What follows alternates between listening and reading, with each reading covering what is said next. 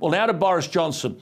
It was a vote on the future of his leadership and he survived it. But when you got 148 against you, can you survive? That was a catastrophic result for him. That was. I woke up early on Monday morning to the announcement that this vote was going to happen. We all kind of expected it to happen. But at that point, people were talking about 110, and that would be bad enough. But anything above 110 would mean that his own ministers were voting against him. Remember, they don't do it publicly. It's done in the kind of privacy of a ballot box situation in the House of Commons. And, 148 was much bigger than anybody expected. It's hard to see how he can survive, but Boris is a great survivor, and he believes in himself. Yeah, the one-page memo that listed 13 reasons to drop him, but it seems amazing only 3 years ago he won an 80-seat majority. I know, and to a certain degree, I think some of his MPs are forgetting about all this. He is still a winner. I mean, he's behind in the polls, but that's normal to be behind in the polls in the midterm election, especially after he's been through what he's been through. It's difficult to say. I think his big problem is that a lot of his MPs don't think he's a real conservative.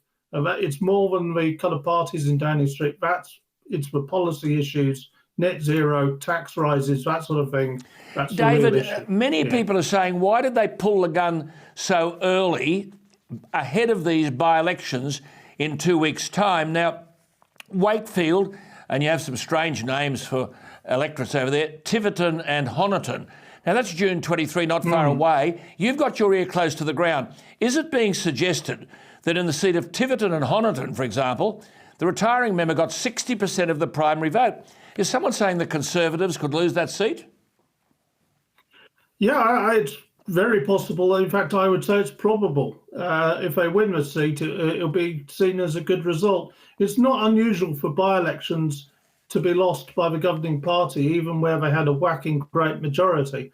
In this case, the MP was forced to resign because he was caught watching porn in the House of Commons, which was, pretty poor. I mean, and there's been all these other issues going alongside it. And the other thing that's quite interesting is we've got a thing what we're calling the Rejoiner Alliance, which is Labour and the Liberal Democrats having this kind of unofficial pact to not run against each other or to not have serious campaigns against each other. So in Tiverton and Honiton, the Lib Dems have been given a free run, and the in Wakefield, which is the other one in Yorkshire, the Labour's been given a free run. And the whole point about this is that they hope to Labour cannot muster enough seats in an election to rule on their own.